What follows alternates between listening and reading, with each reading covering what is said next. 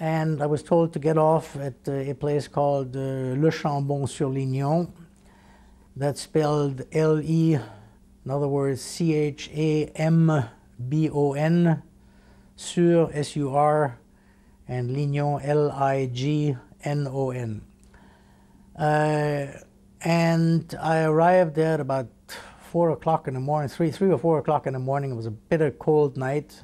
And I was met there by a young man named Daniel Trocme, T-R-O-C-M-E, who then took me, and we had a very, very long walk through the night, and ultimately I wound up in a stone farmhouse called Les Grillons, G-R-I-L-L-O-N-S, the crickets, French word for crickets.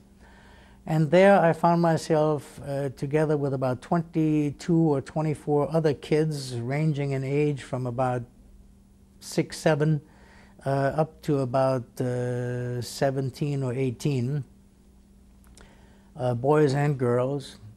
And Daniel Trocme was our, call it then father. He was our supervisor and the man who ran that particular home. Later on, I found out that he was the cousin of the pastor of Le Chambon, whose name was André Trocme. At first, I didn't know where I was, what it was. I discovered later, especially after the war, many years after the war, that Le Chambon was a most unique village in France. It is located at about 3,000 feet elevation in the Massif Central, in the central mountain chain in France. Sort of isolated on a desolate plateau, very cold in the winter, windswept plateau. Agriculture was pretty rudimentary, but what made this village unusual was that in a country that is 90% or 95% Catholic, this village was about 90% Protestant. And the villagers, under the leadership of their pastor, André Trocme, were inspired to live the Bible. These were very simple farmers, and they considered that the Jews were the chosen people of the Bible. They knew that they were hiding Jews. They also believed in helping, because the Bible says to them, help thy neighbor.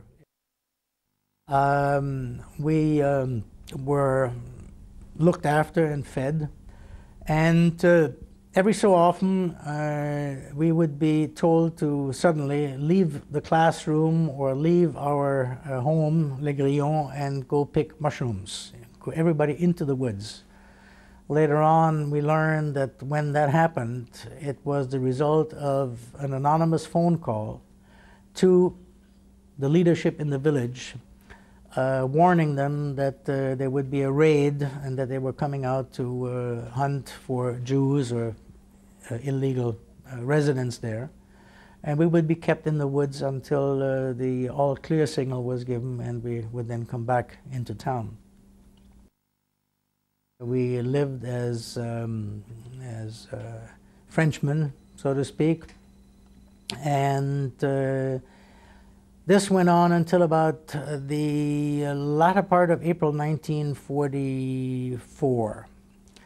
At that point, the Germans occupied the town again and ordered all males between the ages of 16 and 55 to report to City Hall.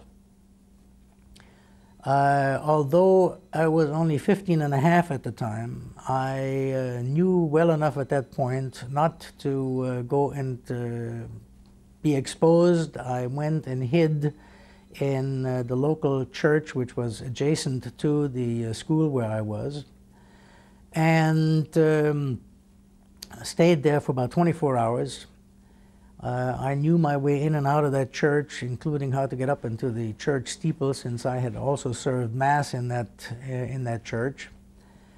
And years later, I discovered that the roundup was conducted by the same group of SS troops that 2-3 weeks later totally burned down and destroyed the village of Oradour-sur-Glane, in which over 630-some people, men, women, babies, were massacred by the Germans.